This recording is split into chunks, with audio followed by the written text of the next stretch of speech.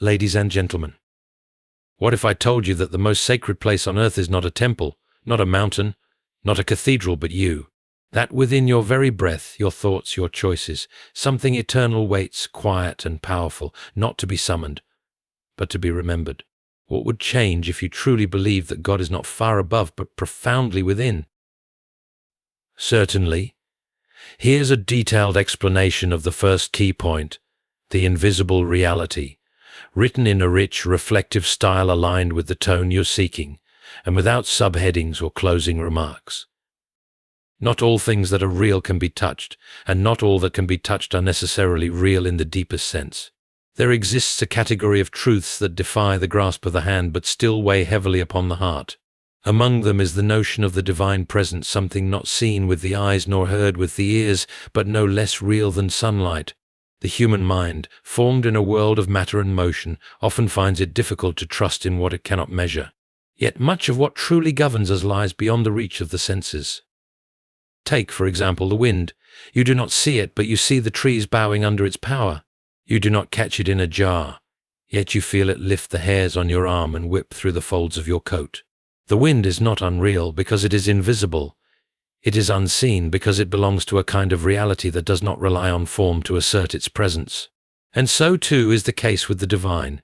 It does not flash across the sky in regular intervals like lightning. It does not tap you on the shoulder with a corporeal hand. But it moves through life with a force and constancy that shapes hearts, directs conscience, and whispers meaning into places where logic would leave silence. To live as if God is within you begins by recognizing that not seeing is not the same as not being. Children understand this instinctively. They speak to invisible friends, believe in unseen heroes, and sense that a quiet room is never quite empty. We, in our pursuit of sophistication, often lose this childlike reverence for the hidden. We become suspicious of what we cannot dissect. And so we dismiss the idea that something or someone might be alive within us, not in the realm of organs and arteries and data, as are in the region of soul. But think for a moment about the moments that define you. Have you ever been stirred to tears by music, when no words were spoken? Have you ever paused before a sunrise and felt a strange, aching beauty that defied explanation? Have you felt the weight of doing wrong, even when no one was watching? These are not logical experiences. They are not measurable in ounces or volts, yet they are deeply, insistently real. What are they if not small breezes from another world? If not signs that something greater than flesh stirs within the clay? The divine presence, if it truly dwells within, is not likely to make a grand entrance. It does not shout. It does not force. It invites. It moves more like a fragrance than a fire, more like light through stained glass than a lightning strike. To live as if it is there requires a shift not in belief alone, but in awareness. It requires tuning the soul like an instrument, listening for the faint music that plays behind the noise of everyday life. The world will not affirm this reality for you. It will urge you to move faster, scroll longer, and drown your inner stillness in the roar of distraction. But the whisper of the divine waits in the quiet. It does not leave just because we stop listening. It remains patiently like a melody waiting for its song. This is the strange paradox. The more we rush to find God outside ourselves, the more distant he seems. But when we stop, when we look inward with quiet reverence, we often find we are not alone in that silence. There is a presence that shares the space behind your eyes, that listens with your ears, that nudges your conscience like a gentle tap from within. It is not imagination. It is not metaphor. It is something older than the stars, yet more personal than your own name. And it waits not to be found as a stranger, but to be recognized as a resident. You are not an empty house. You are not an unlived room. The divine has not lost your address. Learning to act as if God is within you begins by believing that he is not in the sky alone, not in the pages of ancient books alone, not in temples built of stone, but here, within, unseen, but entirely real. There is a quiet dignity that belongs to every human soul, though most walk through the world as if they have forgotten it. We live bent under the weight of schedules, fears, and appetites, forgetting that we were not made merely to survive but to reign, not in the worldly sense of domination or control, but in the deeper sense of bearing a divine resemblance. If God dwells within, then we are not just biological accidents, not just temporary arrangements of dust and breath. We are heirs, and an heir does not live like a beggar. The idea that there is something royal about the soul is not about pride, it is about identity. A king's child does not become royal because he wears a crown, he wears the crown because of who he already is. It is inherited, not earned. In the same way, if God is truly within us, then our actions must be shaped by that inner reality. To act otherwise is not humility, it is confusion. We do not honor the divine by pretending to be worthless. On the contrary, to carry ourselves with reverence, integrity, and mercy is to honor the one who walks within us. Consider how a person behaves when they enter a palace. Their posture straightens, their voice softens. They do not shout or slouch, not because they are forced to behave, but because the place itself demands it. Its very nature calls forth a response of awe and respect. Now consider what it means if the human heart is such a palace, if the soul is the throne room of something eternal. If this is true, then how we treat ourselves and others changes completely. It means that every insult is not merely rudeness, it is sacrilege. Every act of love is not simply kindness, it is worship. But of course, the world rarely reminds us of this. It teaches us to see ourselves as consumers, as bodies to be dressed, fed, and entertained. We are told to chase status, to curate appearances, to compete and compare. All this noise drowns out the deeper call. The call to remember that we were made to reflect something greater than ourselves. That we are, in a sense, walking temples, carrying the presence of the divine not in our pockets or locked boxes, but in our very being. There is a subtle danger, however, in knowing this. One might be tempted to arrogance, to think if God is within me, then I am above others. But that is a misunderstanding. Royalty is not about superiority, it is about responsibility. The true mark of a noble soul is not how high it sits, but how low it stoops to serve. When someone knows they are bearing something sacred, they do not use it for display, they protect it, they live carefully, they extend grace. A person who understands their divine inheritance does not belittle others because they know each person carries the same sacred fire. Even in those who do not recognize it, the spark remains. You cannot look into the eyes of another human being and not see someone crowned with invisible glory unless you've forgotten your own crown. And this is often the case. We live with a sort of holy amnesia. We remember our failures vividly, our fears constantly, but we forget that we were shaped in the image of a king. So the call to live as if God is within you is, in truth, a call to rise, not in self-importance, but in sacred awareness. It is to remember that your decisions echo beyond this world, that your body is not just flesh but a vessel, that your words can bless or wound more deeply than you realize, and that your life, however ordinary it seems, is being watched not in judgment, but in hope. The divine within you longs not just to reside, but to reign, and not over others, but over bitterness, over fear, over selfishness. That is the crown you are asked to wear. To live in light of this is not easy. The world will constantly tell you to forget, but every now and then in quiet moments you will feel it, the weight not of shame, but of purpose, not of guilt, but of calling. And when you do, remember you are not what the world says you are.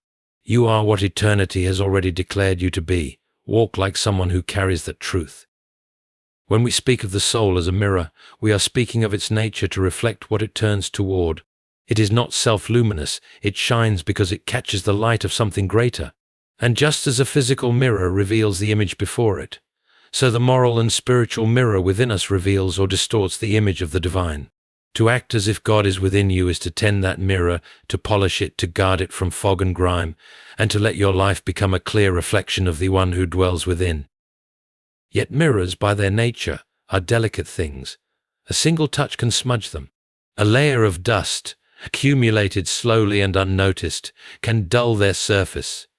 In the same way, the soul does not become darkened all at once. It happens through 1,000 small choices. A little resentment harbored here, a moment of selfishness justified there, a truth bent slightly for convenience, it adds up. What once reflected light begins to return only shadows. But this is not just about avoiding moral failure. It is about remembering that every act, no matter how small, either clarifies or clouds the reflection. A kind word given without expectation, a moment of patience when frustration would be easier, a gesture of forgiveness when bitterness has had time to root. These things polish the mirror. They do not draw attention to the self, they draw attention to the light beyond it. That is the quiet miracle of goodness. It points to something beyond explanation. It leaves behind a question in the minds of others. What lives inside that person that makes them different? And if God is within you, then you are not merely imitating goodness, you are unveiling it. You are not conjuring virtue from emptiness, but letting what is already inside you come to the surface. A mirror does not need to invent the image, it only needs to be clear enough to show it. The work of spiritual living, then, is not a performance but a revealing. A person who tries to act righteous without an inner connection to the divine often appears hollow, strained, brittle. But one who allows the divine to shine through their thoughts and choices carries a quiet authority. They do not need to declare themselves good, their very presence speaks of it. However, there is a tragic tendency among us to forget this truth. We mistake the mirror for the source. We become obsessed with appearances, with the opinions of others, with the hollow performance of righteousness. We attempt to polish the outside while leaving the inside clouded. And the result is a kind of spiritual vanity, a fragile illusion that quickly crumbles under pressure. True clarity begins within. It is not the approval of others that makes the mirror shine, but the alignment of the soul with the divine light it was always meant to reflect. To understand this is to begin to live more carefully, not fearfully, not with a sense of constant guilt, but with reverence. When you realize that your choices are shaping how clearly the divine image can be seen through you, everything takes on weight. How you treat a stranger, how you speak when no one is listening, how you respond when wronged, these moments matter more than we admit. They are the daily acts of polishing or clouding the mirror, and though the effects are often subtle, over time they shape a life. The soul's mirror is not static. It must be tended constantly.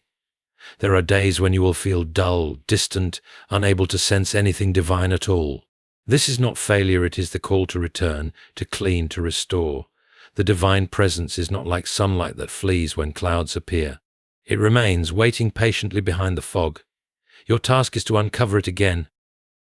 There are also dangers in overestimating the clarity of your own reflection.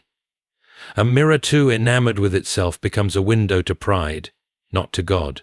Humility is the great cleaner. It reminds you that the image you reflect is not your own. It is borrowed light, holy light. And so your work is never to dazzle but to reveal. To live in such a way that others look not at you but through you, and see something eternal smiling back. It is tempting to think that only the grand gestures matter, acts that draw applause, words that are recorded, decisions that alter the course of history. But if God truly dwells within, then nothing is merely ordinary. The daily and the divine are not separate realms. They overlap in quiet places, in unnoticed actions, in brief moments that seem too small to count. The weight of glory does not rest solely on thrones or in cathedrals. It rests in how one holds a child, in how one speaks to a tired shopkeeper, in how one listens when there is nothing to gain. If the eternal has made its home within us, then the eternal is present wherever we go, and that transforms every moment into a moment of consequence. We are conditioned to think of holiness as something distant, something found in stained glass, in deserts where prophets walked, or in mystical visions granted only to a few. But holiness is far nearer. It sits at your dinner table. It lingers in the silence between two people who forgive each other. It pulses beneath every heartbeat. When we learn to act as if God is within us, we begin to realize that the sacred does not ask for ceremony, but for awareness. The smallest gestures take on new meaning when performed by someone who carries the presence of the divine. Think of a simple act, offering a drink of water to someone who is thirsty. On the surface, it is an act of kindness, nothing more. But if you believe that God is within you and perhaps within the one receiving, then something mysterious happens. That act becomes sacramental. It becomes a moment where grace flows. You are not simply meeting a need, you are participating in a deeper work, one that joins heaven and earth for a breath of time. It may be invisible to others. It may be quickly forgotten. But the eternal often passes by quietly, almost shyly, as though it delights in being discovered rather than announced. The danger is not that we will fail to be heroic, but that we will fail to see the opportunity for holiness in the ordinary. Most people will never lead armies, write sacred texts, or found great institutions. But everyone will be given the chance to love, to be honest when it's difficult, to show patience in traffic, to choose compassion when irritation feels justified. These are not small things. They are the very building blocks of eternity. A life is not made holy by a few large decisions, but by 1,000 small ones, chosen with care. And yet, the temptation remains to live as if our days are empty until something important happens. We wait for clarity. We wait for a sign. We imagine that God only moves in the extraordinary. But if God is within, then he is already present in the commute, in the laundry, in the conversation over breakfast. Waiting becomes unnecessary. The sacred is now, and it asks not for spectacle but for attention, not for achievement but for surrender. To live in this way is not to diminish ambition, but to elevate the present. It is to understand that the kingdom does not only come in thunderclaps, but in quiet choices made when no one is watching. When we forget this, we begin to treat time as something disposable. We endure days instead of living them. We rush through the hours as though they are obstacles instead of opportunities. But when we act as if God is within, time itself begins to feel different. Slower, perhaps. Deeper. Each conversation becomes a chance for something sacred to break through. Each inconvenience becomes an invitation to practice grace. It is not always easy. The holy is often hidden beneath layers of frustration, fatigue, and distraction.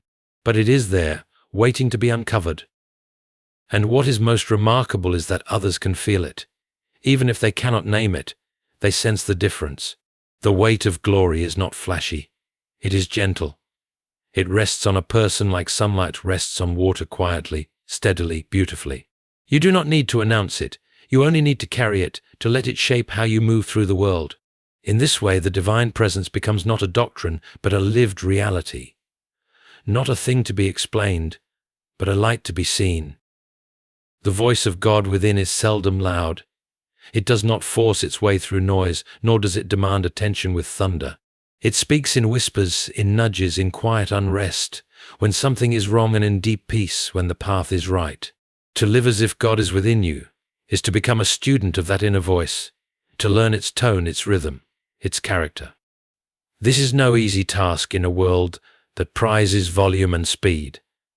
The still, small voice is often drowned beneath 1,000 louder ones, advertisements, opinions, fears, and distractions. Yet if you would walk with the divine, you must first learn to listen. Listening is not the same as hearing. Many people hear all day long but rarely listen. Listening requires stillness. It requires the soul to grow quiet, to stop reacting, to stop defending and simply attend. This is not a passive state, but one of alert humility. It is a posture of readiness, as if standing at the door waiting for a guest you cannot see but know is coming. And the guest, when he speaks, rarely says what the ego wishes to hear. The voice of the divine is not one of flattery. It speaks truth, and truth often begins with a wound before it heals.